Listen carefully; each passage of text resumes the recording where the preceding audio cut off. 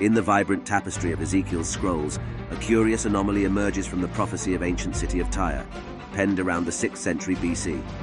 Scrutinizing Ezekiel's prophecy alongside historical records, glaring discrepancies seem to surface. The anticipated events didn't materialize.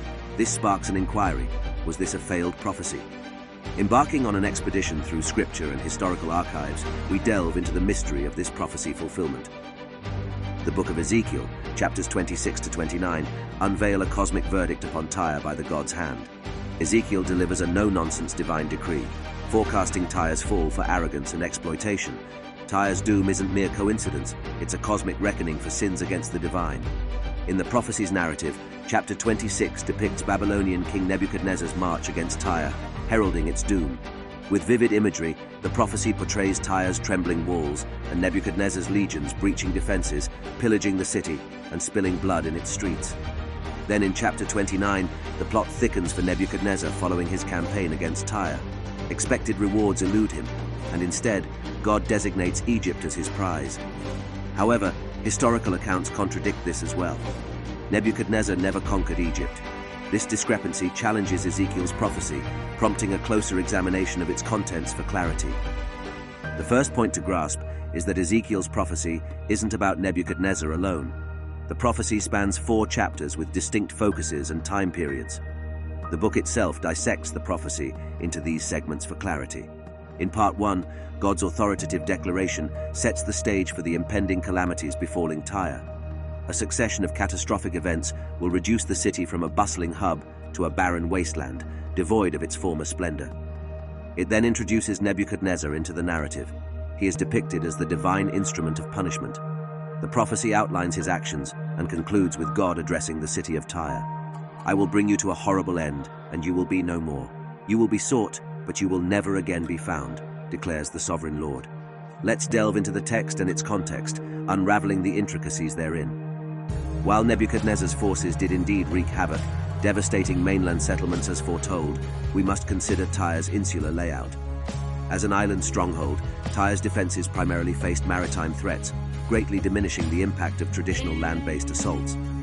Hence, the prophecy targets the mainland settlements linked to Tyre, rather than the island itself. With no explicit mention of naval warfare, it's prudent to interpret the prophecy as focusing on Nebuchadnezzar's actions on the mainland, where his army could exert significant influence, all while recognizing the inherent challenges posed by assaulting an island bastion with horses and chariots. In light of these considerations, this prophecy holds up under scrutiny and cannot be dismissed as failed. Moving on, chapter 29 pivots from Tyre to Egypt, with God decreeing a grim fate for the land of the Pharaoh. However, verse 17 shifts focus back to Nebuchadnezzar, highlighting his lack of rewards despite a prolonged onslaught against Tyre. God then promises to give Egypt to Nebuchadnezzar. Indeed, this passage is often interpreted as suggesting that the king of Babylon will conquer Egypt, thus rendering the prophecy false, as history confirms that Nebuchadnezzar never did so. Yet it's crucial to scrutinize the wording carefully. The verse says that Egypt will be given to Nebuchadnezzar, not taken by him, and certainly not conquered. While God did give the land of Canaan to the children of Israel, it's vital to understand the nuanced conditions within this declaration. References in Psalms and Chronicles hint at the land being designated as a portion of their inheritance and shared ownership among the people. Phrases like, "as your possession" in Genesis and Leviticus underscore the sense of ownership and accountability. Leviticus also outlines principles of land ownership and stewardship, emphasizing adherence to specific laws. These complexities reveal the conditional nature of God's covenant regarding the land of Canaan. The land of Egypt isn't given to Nebuchadnezzar in the same manner, highlighting a crucial disparity in language and context. Moreover, interpreting "give" as conquest contradicts Nebuchadnezzar's role in the Tyre prophecy. Chapter 26 doesn't state Tyre will be given to Babylon's king, suggesting conquest wasn't the intent.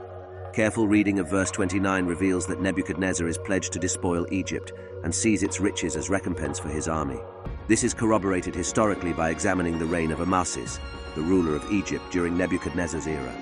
While written documentation from this era is limited, archaeologists have discovered a significant artifact on the island of Elephantine in the Nile River, a granite stela now housed in the British Museum. It revealed details about Amasis's military campaigns, and in the inscription, Amasis swears an oath and vows to defeat those who plunder Egypt's cities. Upon analysis, this oath suggests Babylonian military forays into Egypt, indicating that the Babylonians managed to establish a foothold in Egypt and plunder its riches. Although Amasis eventually expelled the invaders, this historical evidence supports the prophecy's claim that Nebuchadnezzar would despoil Egypt and seize its wealth. Thus, a nuanced examination of the elephantine stela lends compelling support to this aspect of the prophecy. Ezekiel's prophecy, when examined closely with historical records, accurately predicts Tyre's downfall, Nebuchadnezzar's siege, his actions against Egypt, and the plundering of its riches. This sync between prophecy and history cements its credibility as a realized revelation, underscoring its significance and showcasing the divine foresight.